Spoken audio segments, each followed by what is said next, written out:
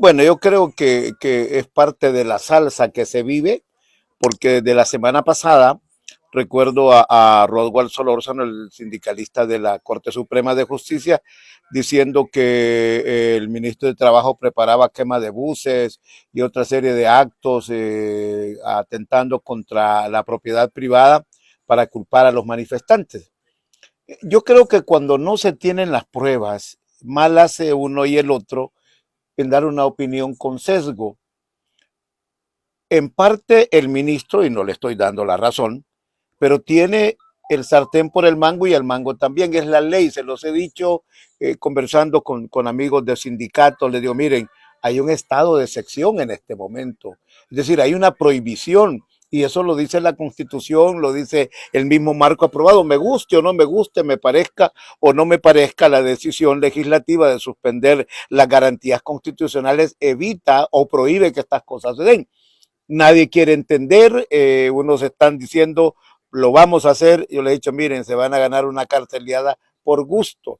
Por ahí puede aparecer un loco con un spray en la mano haciendo manchazón de edificios y entonces y los van a culpar a todos para mientras se averigua, le seguimos poniendo caldo de cultivo a un problema que no es justo, que no es necesario y que se puede evitar. No estoy diciendo con esto que la gente no vaya a marchar. Ese es su gusto. El que quiere arriesgar su libertad, que la arriesgue.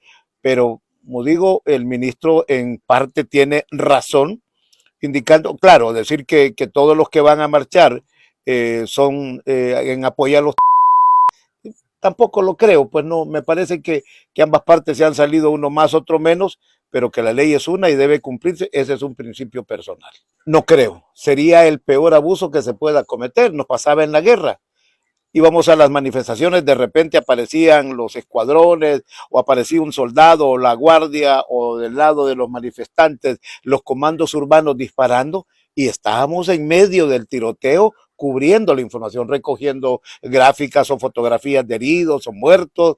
Es decir, esto era parte y seguirá siendo parte del trabajo periodístico de manera permanente y sistemática. Eso no lo puede prohibir absolutamente nadie y no podría tomar una foto de un herido, salvo que me digan, mire, los periodistas no pueden cubrir la marcha, que sería una locura y el peor atentado contra la libertad de información.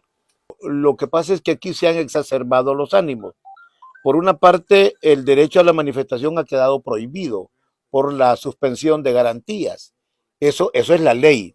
Ahora, el que quiera con eso arriesgar su pellejo, ya ese es otro, esos son otros 5 pesos, como decimos popularmente. Yo soy respetuoso de la ley como periodista, pero si en un momento me dicen, mire, hay toque de queda, estado de sitio, no puede salir, y hay una masacre, digamos, de cualquier lado, yo tengo la obligación periodística de ir a cubrirla para el medio. Ese es un principio que es atentado o conculcado. Lo estamos viendo, por ejemplo, en la guerra el ataque, digo, el ataque de Rusia contra Ucrania.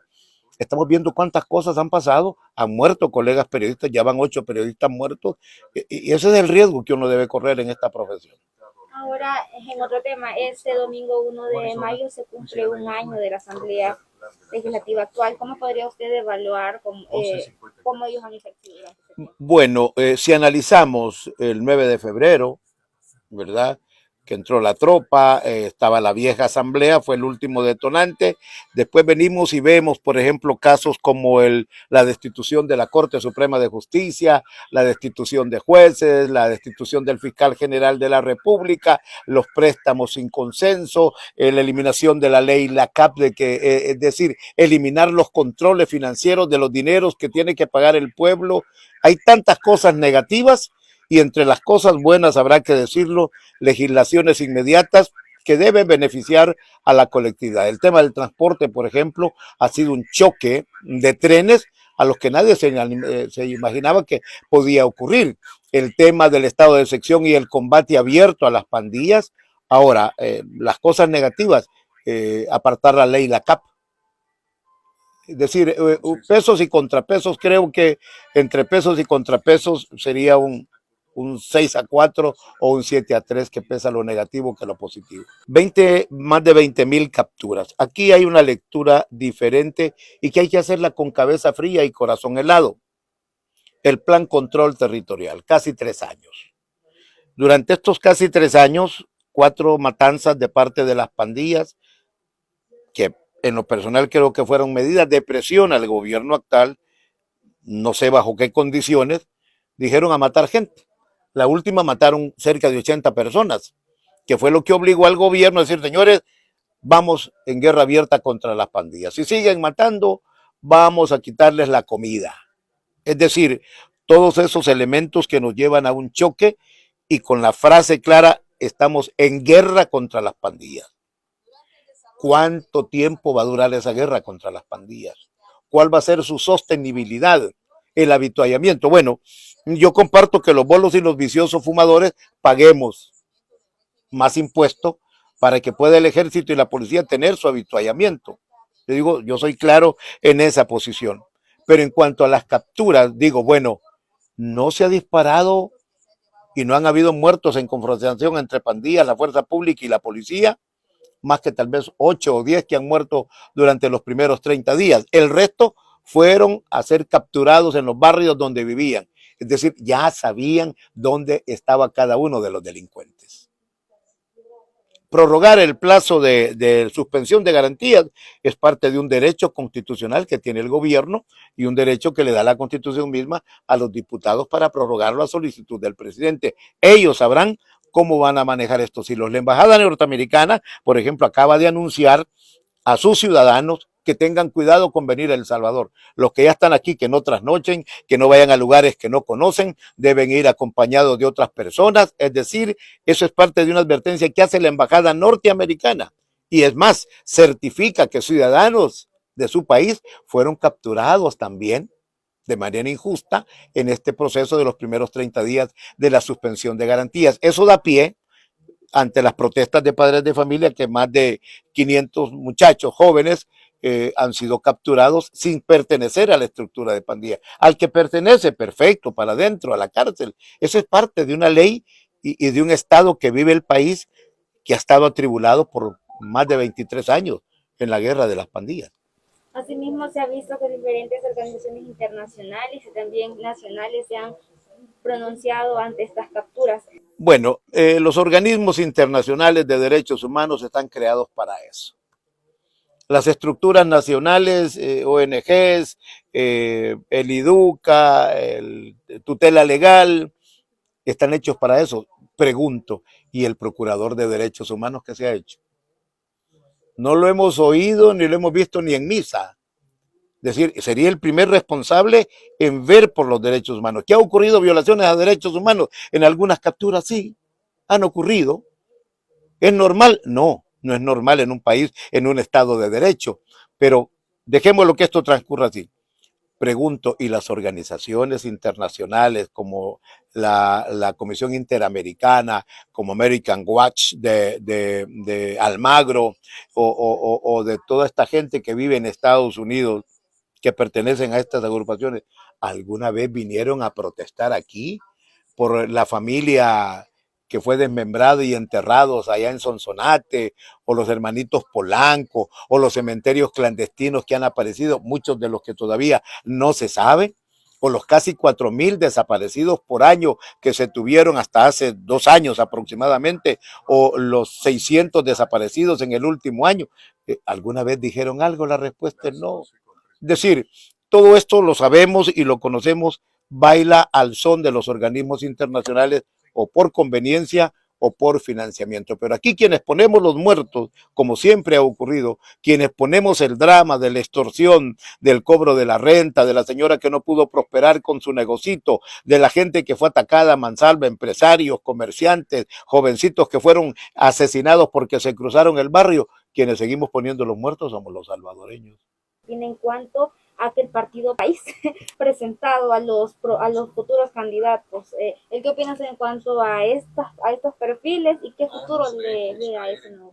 Bueno, primero, aquí todos los salvadoreños, absolutamente todos los salvadoreños que tenemos hoja limpia de vida, por decir algo, tenemos derecho a ser candidatos a la presidencia, a la vicepresidencia, candidatos a las alcaldías, a diputados, todos, absolutamente todos.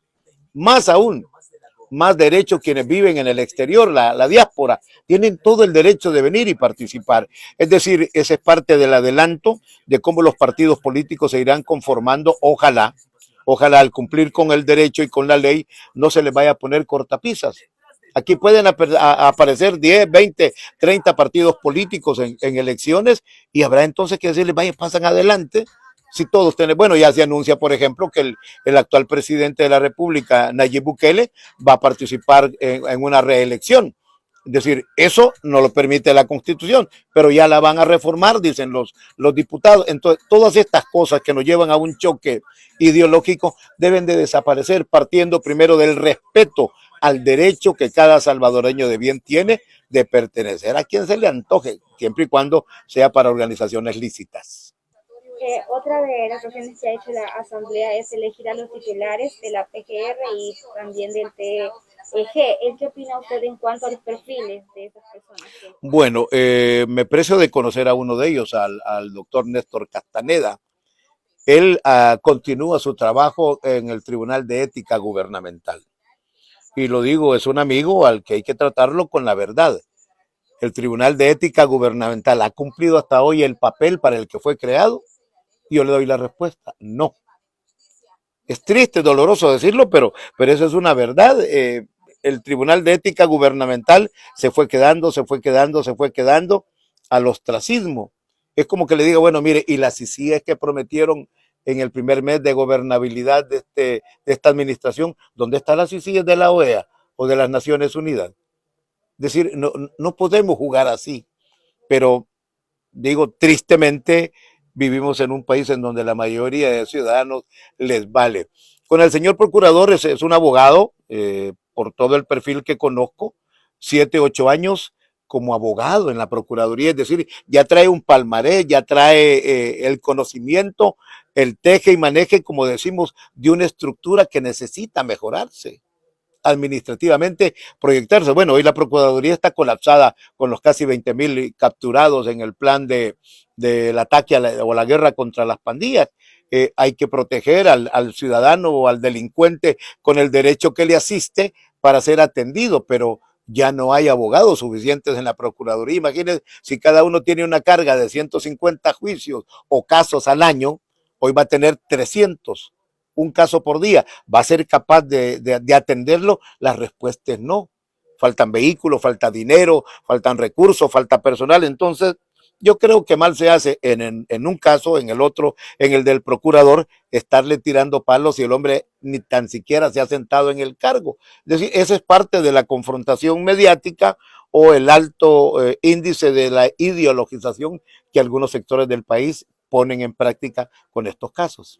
Entre las leyes que se han aprobado está la construcción de el aeropuerto y el tren y también lo del... Bueno, ¿cuánto va a costar cada obra de estas? ¿De dónde va a surgir el dinero? De un Estado que económicamente dependemos de préstamos internacionales o de más venta de letes y de CETES que ya realmente han caído con el peor precio en la historia, o el tema de la criptomoneda que decían que en enero, febrero venían ya los bonos, hoy nos dicen que hay que una ley especial que debe hacer la Asamblea, es decir, no hay certidumbre en este caso, por decir algo. Entonces, la construcción del aeropuerto, ¿cuánto va a costar? ¿De dónde viene el financiamiento? La Asamblea acaba de aprobar 25 años de plazo, exención de impuestos. Es decir, yo creo que los salvadoreños, a mí me parece una obra magnífica, favorable para el desarrollo, pero ¿cuánto nos va a costar? Ahora la pregunta del millón, ¿quiénes van a aterrizar ahí? Si yo vengo de Nueva York y soy santaneco, el vuelo me va a llevar a la Unión y de ahí me va a traer para Santa Ana. Es decir, todas esas cosas que hay que ponerlas en la claridad si van a aterrizar ahí vuelos internacionales. El tren del Pacífico, bueno, aquí jamás debió desaparecer el ferrocarril. En ciudades más modernas, las ciudades de primer mundo tienen servicio de trenes, tren bala, el tren rápido, el tren electrónico, por ejemplo, del aeropuerto de Hong Kong, que usted recorre 30, 40 kilómetros de aquí a San Vicente en cuestión de 5 o 10 minutos. Ese es desarrollo, pero la pregunta obligada es, ¿y qué va a pasar con los miles de ciudadanos a quienes las asambleas anteriores le titularon la tierra pegada a la orilla del tren? ¿Va a cubrir eso? Bueno, incluso dijeron He escuchado funcionarios que han reiterado que la gente que vive ahí les van a entregar una vivienda digna. Y son miles de gente. Mire qué bueno sería, pero por favor, con certidumbre, no el tema, hablemoslo así con precisión, no el tema mediático, el tema propagandístico, el tema de endulzar con imágenes o con maquetas electrónicas. Yo creo que ese momento tiene que ir pasando y debemos centrarnos en la honestidad y en la transparencia de decir las cosas. Yo digo, si son obras que se van a pagar solas, bendición, hagámoslas ya, hagamos 2, 3 o 4. Eso es fundamental para llevarle certidumbre y tranquilidad a los inversores, a los empresarios y al ciudadano.